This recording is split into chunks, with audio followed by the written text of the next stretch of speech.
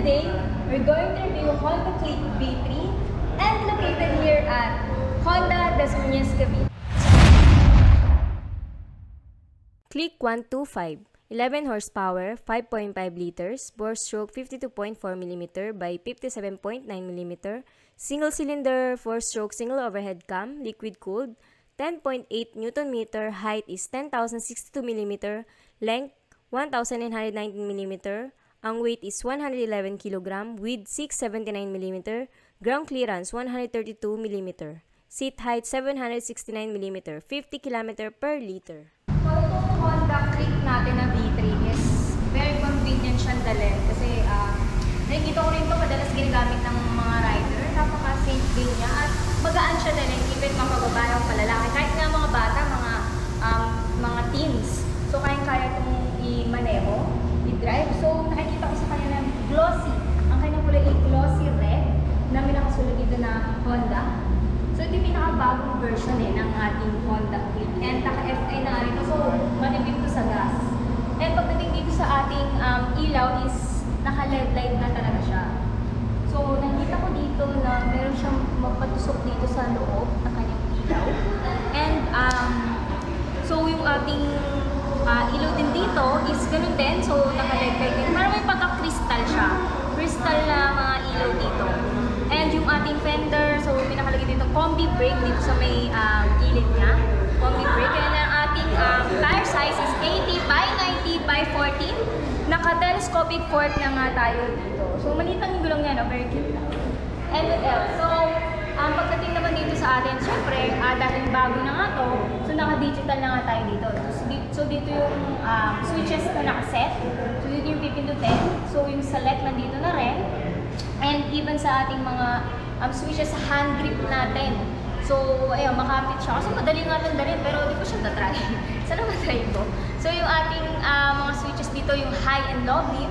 Nandito na yun yung horn, yung turning signal light. Even yung mga brake natin, automatic na to, so wala tayong clutch. So, what else dito? Dito yung ating brake fluid and yung hand grip, ganun pa rin. Pares lang naman, walang pinagkaiba. And then dito yung ating kill switch, yung push start na tinatawag natin. Okay, dito pala, may mga storage din tayo dito. Ang favorite ko rito kasi lagi akong minom ng tubig. So ito, may storage tayo dito. Pwede nyo lagayan din ng tubig yung mga mineral water. Maliliit lang naman. And then yung titawag natin, gulay board. Ito yung muna rito, di ba? Sabit-sabit ka lang. So, nandito yung ating clip ng seats. So, nandito rin yung ating key type pa rin pala tayo dito. Key type. And, what else? So, sa spacing, so dito na lang din yung paa nyo. Very comfortable naman. So, nakikita nyo naman dito yung line. So, dito yung paa. So, kahit saan nyo ilagay yan. At yung ating upuan dito sa ating mic, makakaba rin siya tignan. So, meron siya parang tinatawag dito na, kung ano po tinatawag dito. Siguro sa hangin to para sa ating back. So, okay din yung upuan niya. So, pwede rin kayo dito humawak sa ating handlebar. At dito sa ating sa gilid natin. So, may nakalagay tayo ditong click. So, dahil nga glossy red to, ito yung nagpaganda rito, hanggang dulo. So, nandito rin ating tapakanahangkas, nandito na rin. So, may nakalagay din tayo ditong enhanced smart power. So, what else? So, ito, may Honda rin pala tayong nakalagay. So, stand natin, nandiyan na rin. So, yung ating, dito naman tayo sa gandang rear end. Sa rear end naman natin, LED light pa din. LED light pa din naman. Kasi bago pag sinabi kasi natin LED light, so bagong-bago na siya talaga sa mga motor, usually. LED light na ba ito? Naka-bug-light na nga. So, naka-LED light. Wala akong nakikitang bug-light. So, LED light na siya. Meron na rin tayo dito reflector. So, gamit na gamit yan. Added visibility sa gabi. Turning signal light niya is LED na rin. Yun, LED light. Ay, may nakalagay din tayong Honda dito. So,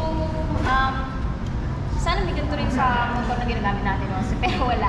Pipiling ko, hindi naman kayo matatalsikan dito. Kasi may nakagapay. And yung ating tire size dito sa likuran is 90 by 90 by 14. Naka-monoshock na nga tayo dito. So ito yung tambucho. Hindi ko rin masyado i-explain yan kasi very naman yan, common din na nakikita natin sa diba? Malaki din tambucho niya ng ating click. And overall, ang masasabi ko dito sa ating click V3 na bagong version is mas pinaganda niya, even yung kulay. So marami talagang gumagamit sa daan nito.